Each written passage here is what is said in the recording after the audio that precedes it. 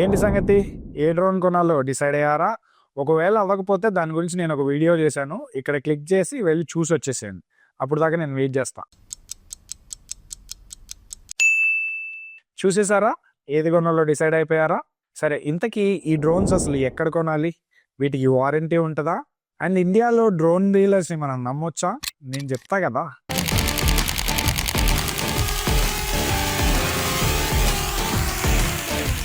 Landing. ఇండియాలో DJI drones official importing లేదు.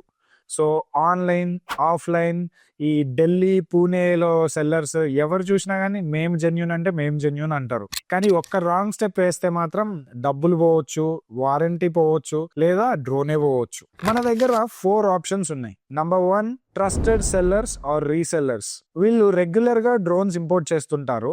వీళ్ళు proper GST, warranty and support ఇస్తారు. కానీ వీళ్ళని ఎలా పట్టుకోవాలి అంటే IND మార్ట్ వెబ్సైట్ లో కాంటాక్ట్స్ ఉంటాయి సెల్లర్స్ వి. వాళ్ళకి కాల్ ఆర్ మెసేజ్ చేస్తే మీకు ఒక క్లారిటీ వస్తుంది. బట్ అగైన్ దీంట్లో కూడా రిస్క్ ఉండొచ్చు. జెన్యూన్ సెల్లర్స్ అని చెప్పి ఫ్రాడ్ చేసే వాళ్ళు కూడా ఉంటారు.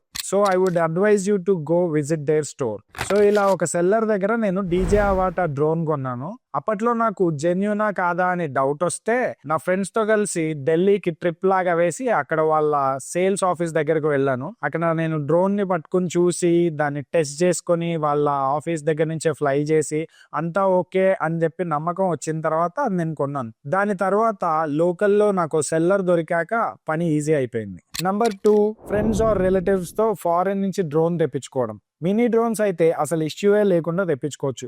బికాజ్ ఇవి 250 grams కన్నా తక్కువ వెయిట్ ఉంటాయి అండ్ సైజ్ కూడా ఆల్మోస్ట్ పాకెట్ లో సరిపోయేంత ఉంటాయి. But Air series or Mavic series or even FPV drone, DJI Avata లాంటి పెద్ద డ్రోన్స్ తెప్పించుకోవాలంటే మాత్రం రిస్క్ ఎక్కువ. కస్టమ్స్ లో డ్రోన్ ని ఎప్పుడైనా ఆపేయొచ్చు.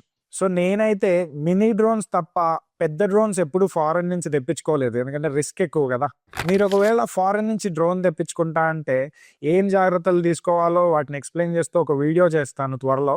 సో సబ్స్క్రైబ్ చేసుకొని నోటిఫికేషన్స్ టర్న్ ఆన్ చేసుకొని పెట్టుకోండి.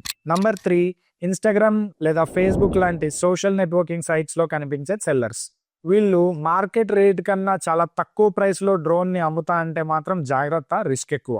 Number 4, second hand or refurbished drones. మీకు పర్సనల్ గా తెలిసిన డ్రోన్ పైలట్స్ ఆర్ సెల్లర్స్ దగ్గర కొనాలంటే ధైర్యం చేయొచ్చు, కానీ ఆన్లైన్ లో కొనాలంటే మాత్రం రిస్కే. అగైన్ కొంతమంది సెల్లర్స్ రీఫర్బిష్డ్ డ్రోన్స్ కి కూడా వారంటీ అండ్ సర్వీస్ ప్రొవైడ్ చేస్తారు. సో ఇలాంటి కేసెస్ లో మీరు కొంచెం నమ్మొచ్చు. మీరు డ్రోన్ ఎక్కడ కొనాలన్నా తరోగా రీసెర్చ్ చేయండి. సో ఎంత రీసెర్చ్ చేస్తే అన్ని ఎక్కువ ఆప్షన్స్ దొరుకుతాయి అండ్ మీకు అంత కాన్ఫిడెన్స్ వస్తుంది.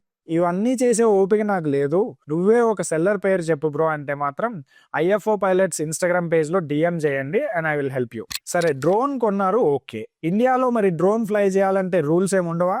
ఎందుకుండవు? ఉంటాయి. ఆ రూల్స్ ఏంటి, ఎక్కడ ఫ్లై చేయొచ్చు లాంటి క్వశ్చన్స్ కి ఆన్సర్స్ నెక్స్ట్ వీడియోలో ఇస్తా.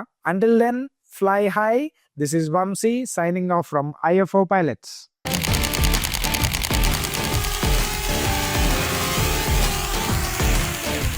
Landing.